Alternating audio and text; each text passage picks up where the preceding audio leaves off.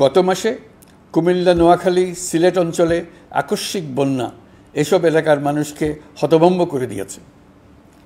এখানে বেশিরভাগ এলাকায় কোনো দিন বন্যা হয়নি। তারা বন্যা মোকাবেলা করে অভ্যস্ত নন।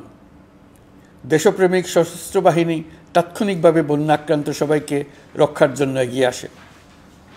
সেনা, নৌ এবং বিমান বাহিনী পরস্পরের সঙ্গে সমন্বয় করে একযোগে কাজে নেমে পড়ার ফলে মানুষের দুর্ভোগ কম হয়েছে।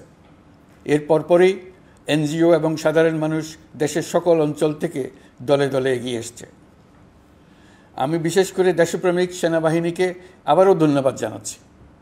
দেশের সকল দুর্যোগকালে তারা সবসময় আন্তরিকভাবে এগিয়ে এসছে। বিশেষ করে বন্যা ও শান্তি শৃঙ্খলা রক্ষার কাজে তাদের সৈনিক এবং অফিসাররা দিনের পর দিন যেভাবে দায়িত্ব পালন করেছে তার কোনো তুলনা হয় না। জনজীবনে স্বস্তি ও আত্মবিশ্বাস প্রতিষ্ঠায় তাদের ভূমিকা অনন্য।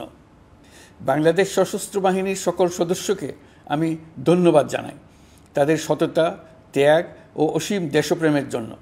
দেশের স্বাধীনতা সংগ্রাম থেকে শুরু করে বন্যা, খরা, ঝড়, বৃষ্টি, ঘূর্ণিঝড়, সকল প্রাকৃতিক দুর্যোগে আপনারা সকলের শেষ ভরসার স্থান।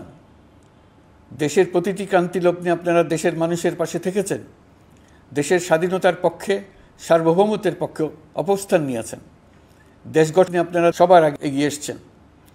বিগত জুলাই হতে শুরু হওয়া গণ অভ্যুত্থান, বন্যা, নিরাপত্তা প্রদান, অস্ত্র উদ্ধার সহ সকল কার্যক্রমে আপনারা সফলভাবে দিনরাত কাজ করে যাচ্ছেন। সরকার ও জনগণের পক্ষ থেকে আমি আপনাদের প্রতি কৃতজ্ঞতা জানাচ্ছি।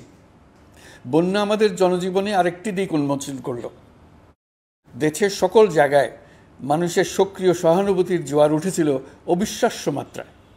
ব্যবসায়ী, অর্থবান ব্যক্তিরা যেমন তাদের অর্থ নিয়ে স্বতঃস্ফূর্তভাবে এগিয়ে এসেছিল, তেমনি দেশের বিভিন্ন প্রান্তের সাধারণ মানুষ, স্কুল, কলেজ, বিশ্ববিদ্যালয়ের ছেলেমেয়েরা জোয়ারের ঢলের মতো যার যার সামর্থ্য নিয়ে এগিয়ে এসছে।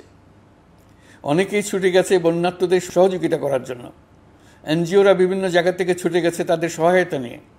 তাদের কাজে অনুপ্রাণিত হয়ে আমি এনজিও নেতাদের সঙ্গে বৈঠক করেছি কিভাবে সরকার তাদের কাজের সঙ্গে সরকারের উদ্যোগকে সমন্বিত করতে পারে, সেটার কাঠামো তৈরি করে দেওয়ার জন্য।